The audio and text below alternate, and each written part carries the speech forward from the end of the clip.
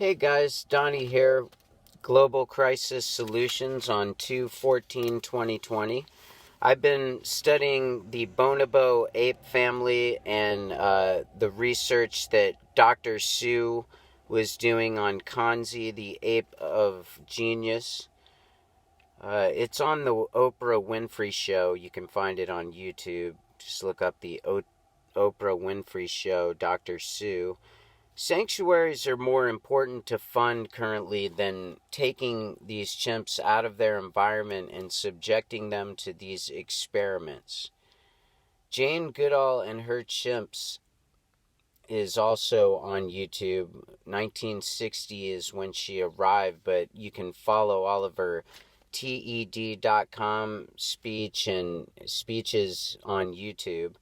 Jane followed the chimps for 50 years and is responsible for naming all of these chimps. So she's seen the entire 3 generations of these chimps grow up and traveled the entire world virtually 364 days out of the year to make sure that she had support for these endangered species. And she is a very important figure in the altruism of America's potential, basically.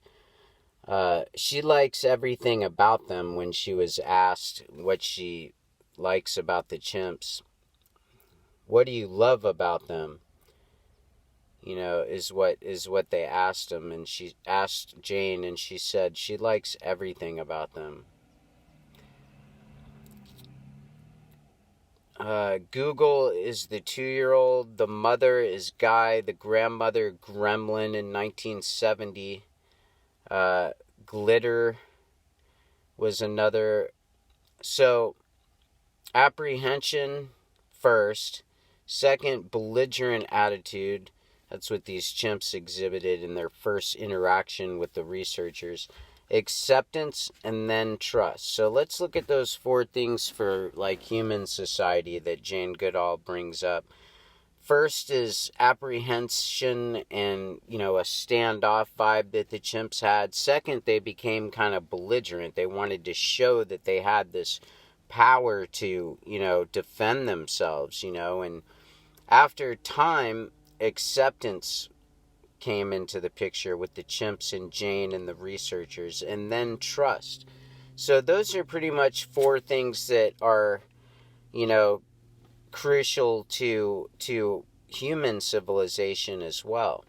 They have a sense of humor. That was definitely notable. The mother would be up in a tree listening to the child, cry like this, when they're lost. And when they don't know where they are, and the mother will just be up in the tree laughing like this. Really just laughing because the child's lost. We have a sense of humor and desire as well to be entertained. Using tools to eat termites. She noticed that the chimps were doing this. She took the original video to America. In the previous video, I criticized a couple of things, but it is not an assault on Jane's character. That's what I said about that. Just the previous methods of observation. She didn't know about the possibilities of transmitting disease back then, and there wasn't, like I said, a forensic, technology that we have now. I love Jane, by the way. She's old school.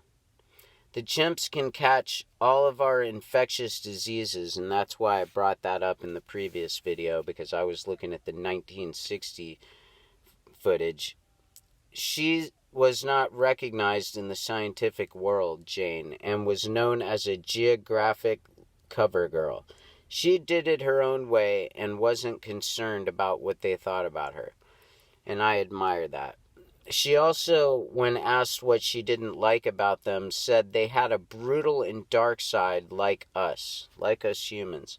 This shocked Jane because she thought they were like us but nicer. They're just like us, is what she ends up saying.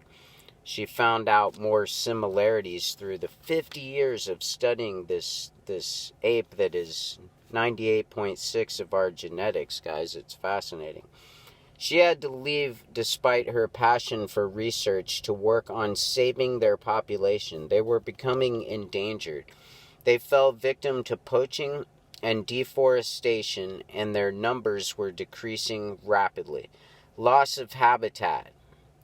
Jane is devoted to this day to the preservation of these chimps, preservation of all animals and mammals on the earth and the environment, preservation from extinction. What separates us from chimpanzees is the TED.com speech that Jane Goodall gave. It's on YouTube. Extinction, proliferation. What is the difference?